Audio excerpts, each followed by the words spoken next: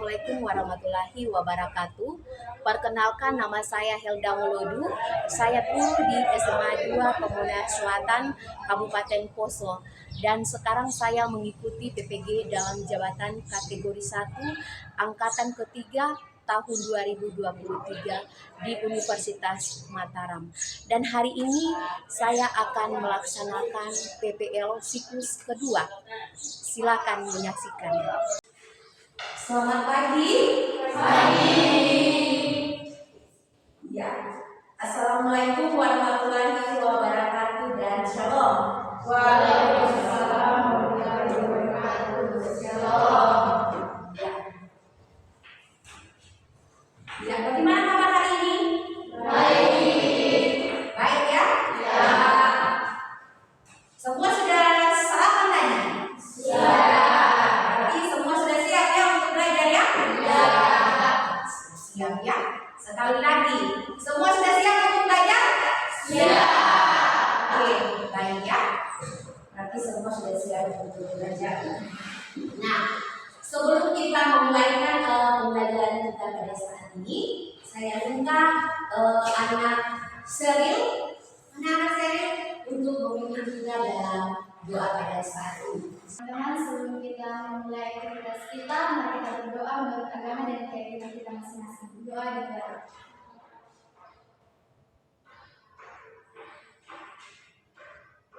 Doa selesai. Terima kasih anak Seril. Ya, sebelum kita memulai pembelajaran kita pada saat ini, di sini Ibu akan absen terlebih dahulu ya. Siapa yang tidak hadir hari ini? Ada semua. Semua ya? Ya. Oke, berarti semua serius ya, karena semua tidak ada yang tidak hadir di sini. Oke, baik.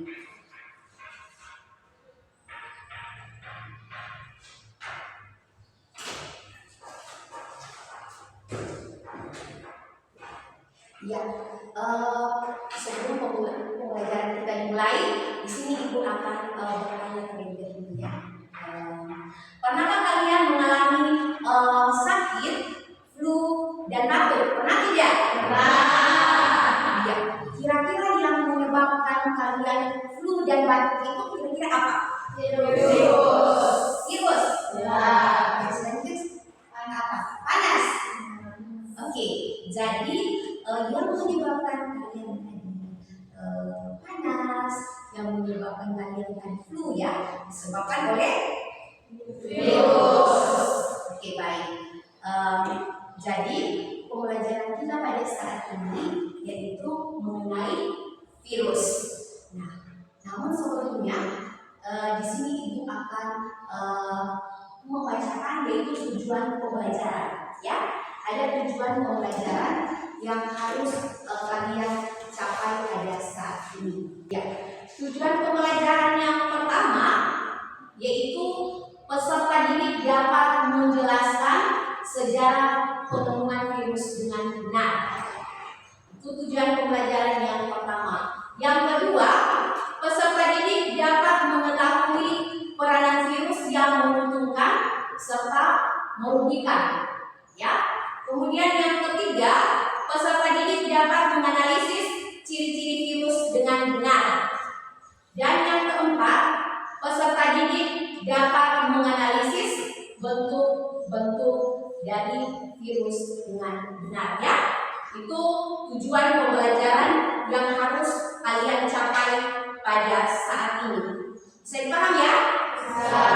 Jadi itu tujuan pembelajaran yang akan kalian capai pada saat ini. Ya, selain tujuan pembelajaran, ada juga manfaat. Ya, ada juga manfaat yang akan kalian dapatkan dalam pembelajaran saat ini, yaitu untuk mengetahui ciri-ciri dari virus, bentuk-bentuk dari virus. Kemudian kalian juga bisa mengetahui manfaat atau peranan virus dalam kehidupan kita setiap hari. Nah, sebelum kita masuk dalam pembelajaran pada saat ini, di sini Ibu akan menampilkan video pembelajaran ya.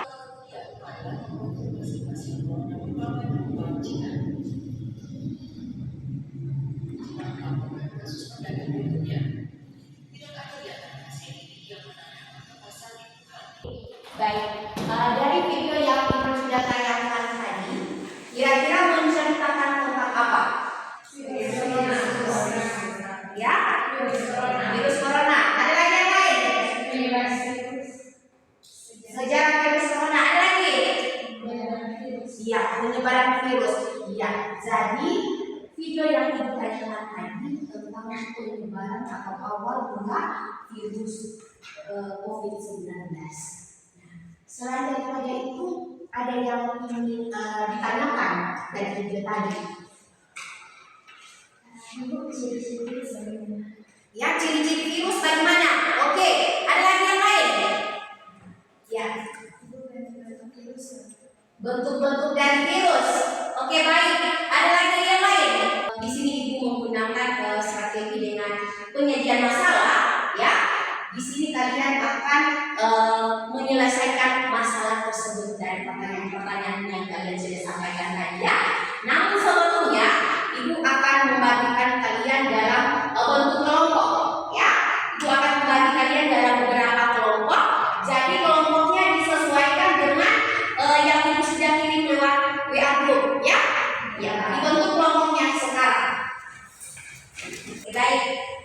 Pada saat ini Ibu akan membagikan LKPD ya, yang akan kalian kerjakan pada saat ini. Ya, semua buku dikeluarkan ya. Paketnya juga dikeluarkan untuk bisa mengisi LKPD yang Ibu berikan ya. Oke, semua dikeluarkan bukunya, baik itu buku siswa ya, supaya kalian bisa mengerjakan tugasnya sebentar. Ya sudah didapat ya? LKPD-nya coba diperhatikan untuk cara pengerjaan LKPD yang ada di tangan kalian masing-masing. Di situ kalian akan mendiskusikan ya, mendiskusikan dengan teman satu kelompok ya, mengenai pertanyaan-pertanyaan yang sudah disiapkan yang ada di LKPD tersebut. Oke, jadi Ibu berikan waktu 30 menit ya. Ibu berikan waktu 30 menit untuk mengerjakan LKPD yang ada di tangan kalian. Jadi silakan dipergunakan waktu yang baik ya. Kita menjawab pertanyaan-pertanyaan yang ada. Oke, jadi bisa menggunakan dengan bantuan buku siswa ya. Iya. Ibu harap semua bisa aktif ya.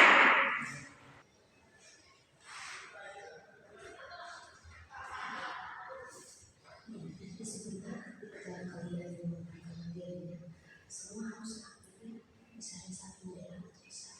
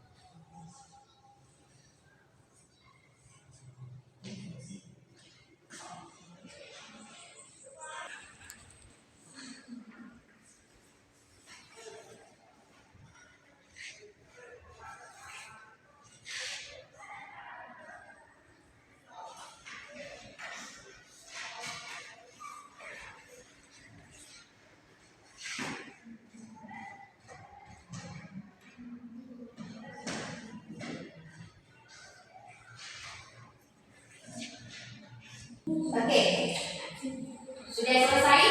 Sudah. Ya, kelompok 1 sudah? Sudah. Kelompok 2? Sudah. Kelompok 3? Sudah. Oke, sudah. Baik.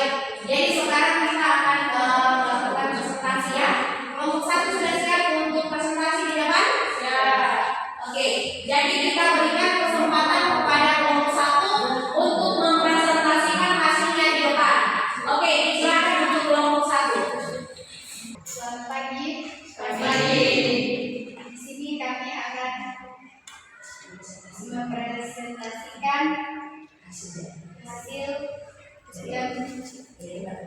jenis.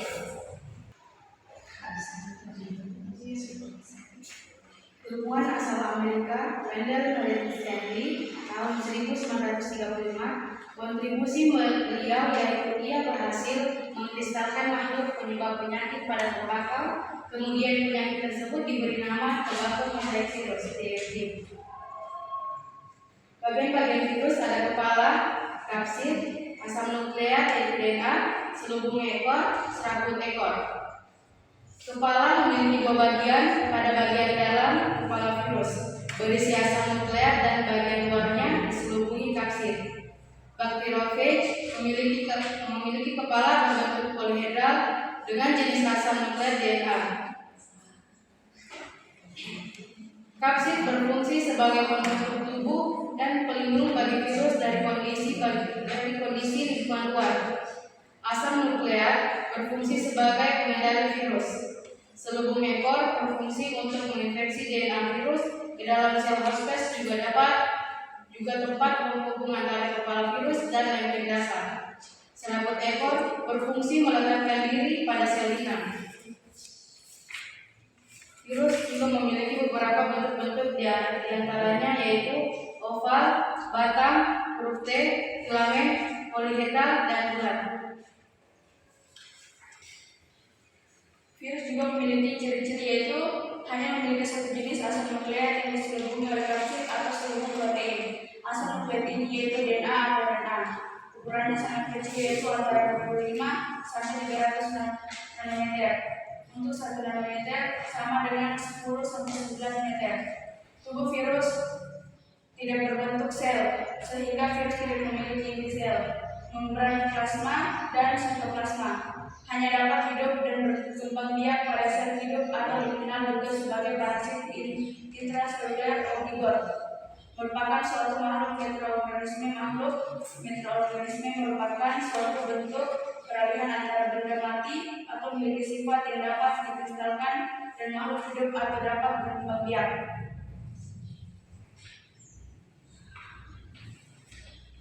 Adapun virus dapat diklasifikasikan berdasarkan dua jenis, diantaranya sel inang yang jenisnya yang pertama sel inang yang diinfeksi, contohnya manusia, hewan, tumbuhan, dan bakteri. Yang kedua materi genetika, contohnya RNA dan DNA.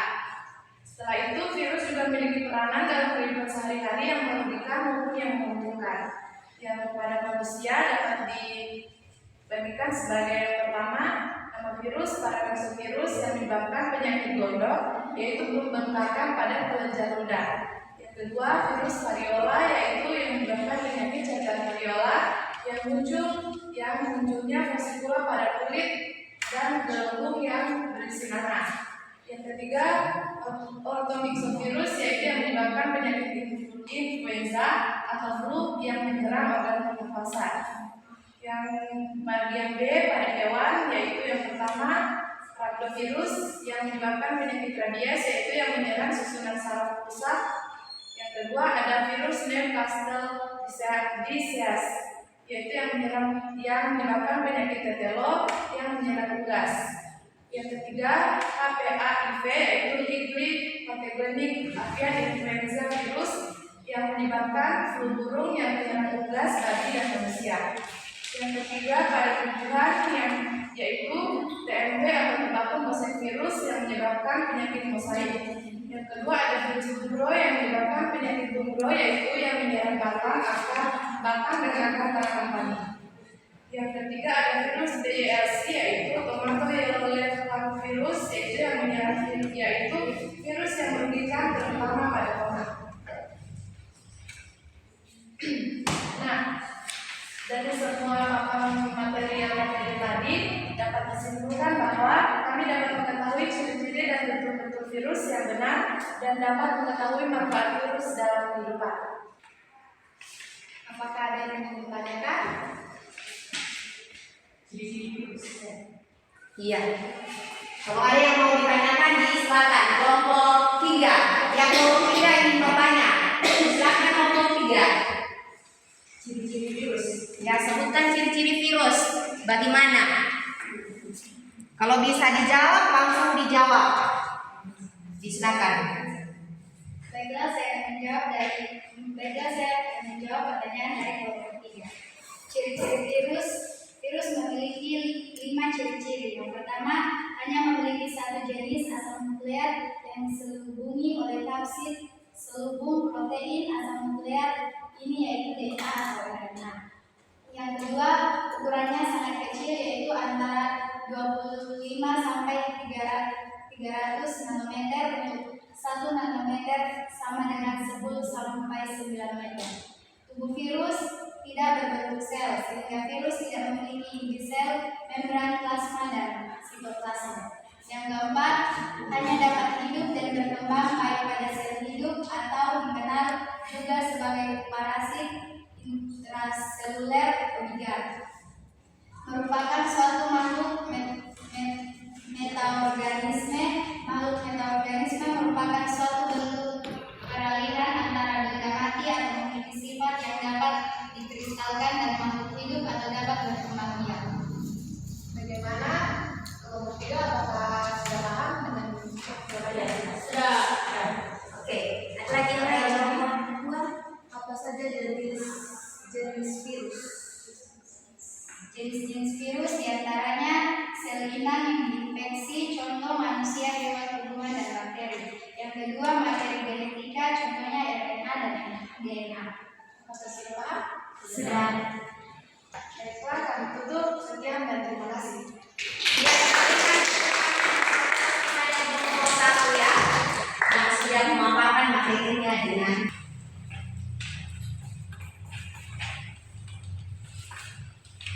Terima kasih atas kesempatan yang diberikan kepada kami. Kami dari kelompok 3 akan mempresentasikan hasil kerja kami. Yang pertama, ilmuwan asal Amerika William Stanley 1935. Kontribusi beliau yaitu ia berhasil mengkristalkan makhluk penyebab penyakit pada tembakau.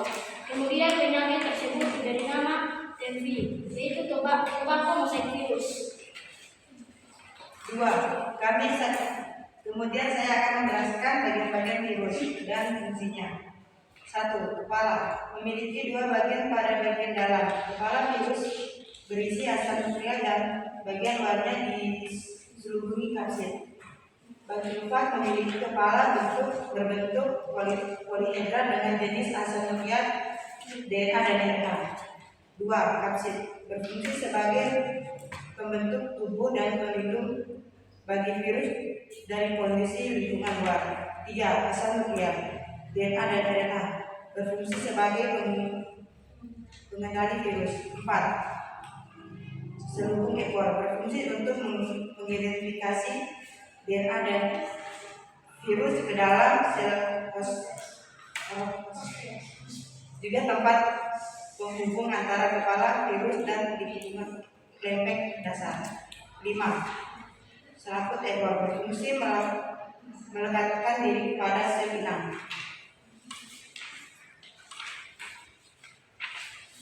Ciri-ciri virus yang pertama, hanya memiliki satu jenis asam nukleat yang diselubungi oleh kapsid atau selubung protein. Asam nukleat ini yaitu DNA atau RNA.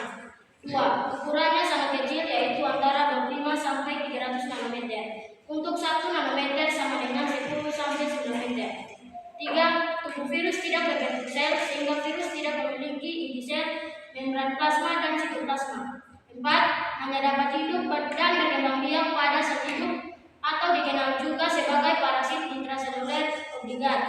Yang kelima, merupakan suatu makhluk mikroorganisme yang berukuran sangat kecil dan bersifat parasit atau penyebab penyakit. Virus dapat diklasifikasikan berdasarkan 2 jenis diantaranya. 1. Jenis sel inang yang diinfeksi manusia, hewan, tumbuhan, dan bakteri. 2. Jenis materi genetika, contoh RNA dan DNA. Kemudian, virus memiliki peranan dalam kehidupan sehari-hari, baik yang memengerikan maupun yang menguntungkan.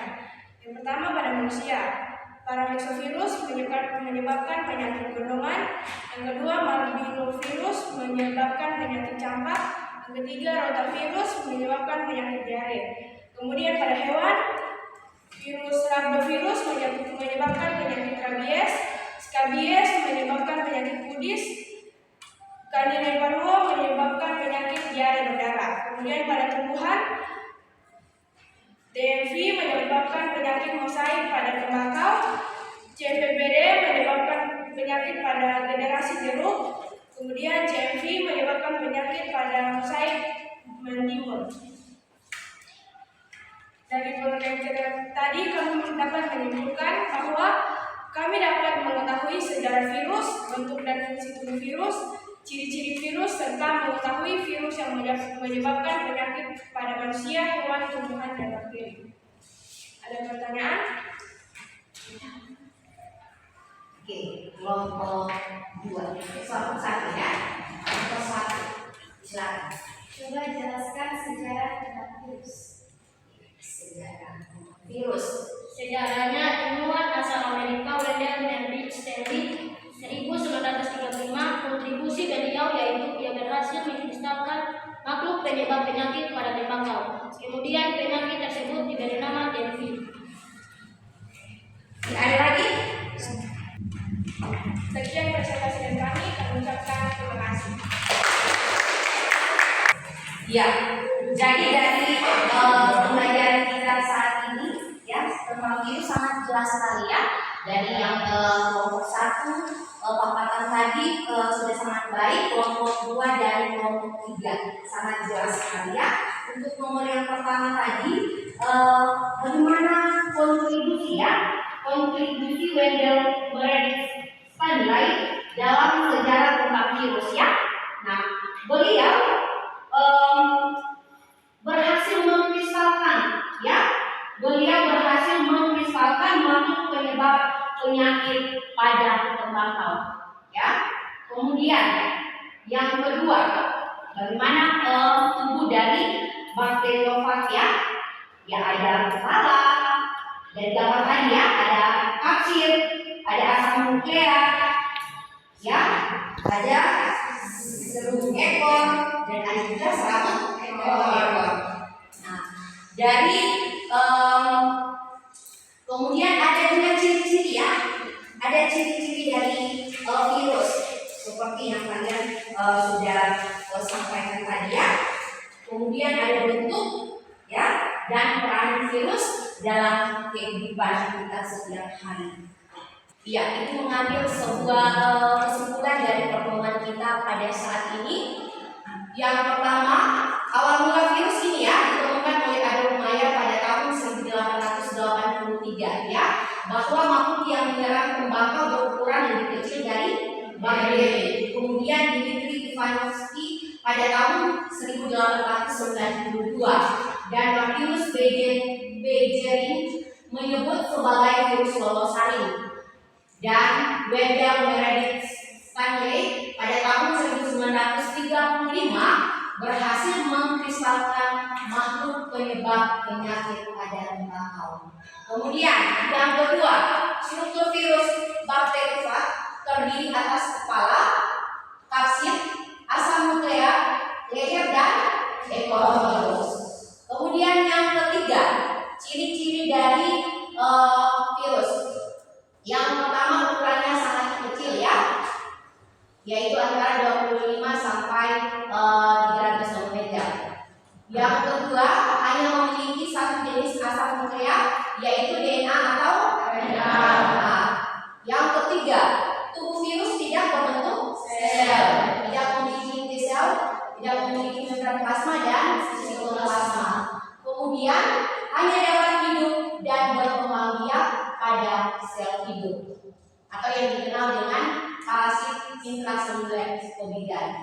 Kemudian memiliki beberapa bentuk, yaitu bulat, batang, filamen atau benang ya, dan berbentuk seperti huruf V.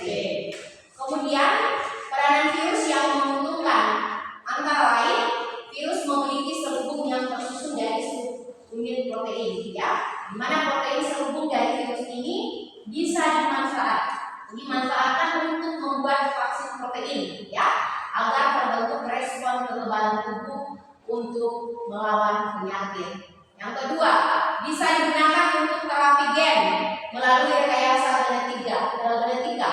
Yang ketiga, pengobatan secara biologis, yaitu dengan melemahkan atau membunuh bakteri yang bersifat patogen. Kemudian sebagai biopestisida, ya, yaitu pestisida biologis di bidang pertanian yang tidak mencemari lingkungan. Kemudian yang keempat, pembuatan hormon insulin dengan cara mencampurkan virus ke dalam gen penghasil insulin dalam tubuh bakteri agar dihasilkan insulin dalam jumlah yang besar. Kemudian yang kelima, peranan virus yang merugikan antara lain yang pertama pada manusia, yaitu penyakit campak, ya, oleh morbillivirus. Yang kedua pada hewan, yaitu rabies oleh rhabdovirus. Kemudian yang ketiga pada tumbuhan, yaitu mosaik, ya, oleh TMV atau tobacco mosaic virus. Nah, jadi itu kesimpulan yang kita ambil pada pembelajaran saat ini. Ketika kalian telah mempelajari materi tadi, bagaimana perasaan kalian? Ya, bagaimana perasaan kalian pada pembelajaran saat ini? Bagaimana perasaan kalian? Senang, ya? Bagaimana lagi saya senang? Baik. Oke. Jadi kalian senang, ya, dalam pembelajaran saat ini tentang virus. Oke, yang kedua, apa yang kalian sukai pada pembelajaran saat ini? Yang kalian sukai apa? Bisa mengetahui macam-macam virus. Oke, baik, ya, bisa mengetahui macam-macam dari bentuk virus. Ada lagi yang lain? Bisa mempelajari bentuk virus, peranan virus. Oke, dapat mengetahui bentuk-bentuk dari virus, dapat mengetahui peranannya, ya, dalam kehidupan. Ada lagi yang lain di kelompok 3? Bagaimana kelas? Bagaimana? Dapat mengetahui sejarah virus. Oke, dapat mengetahui sejarah virus. Itu yang kalian sukai, ya, pada pembelajaran saat ini. Nah, baik. Pada saat ini ibu akan membagikan post-test, ya, untuk dikerjakan sekarang, ya.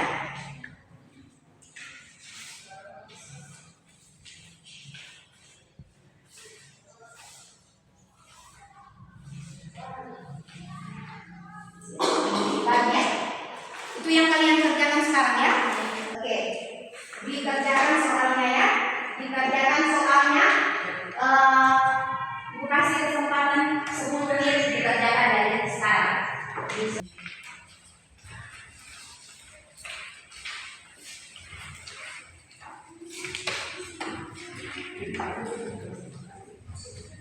Iya, baik.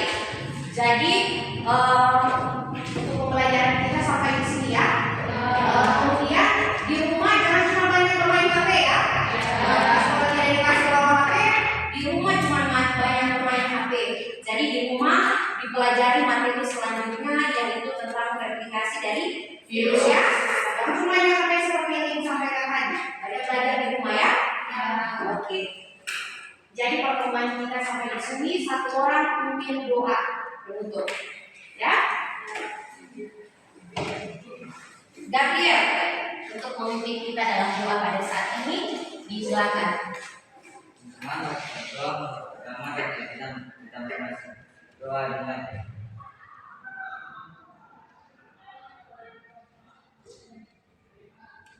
Doa selesai. Ya, terima kasih Gabriel. Ya, jadi pembelajaran kita sampai di sini. Nanti kita ketemu minggu depan. Selamat pagi. Baik.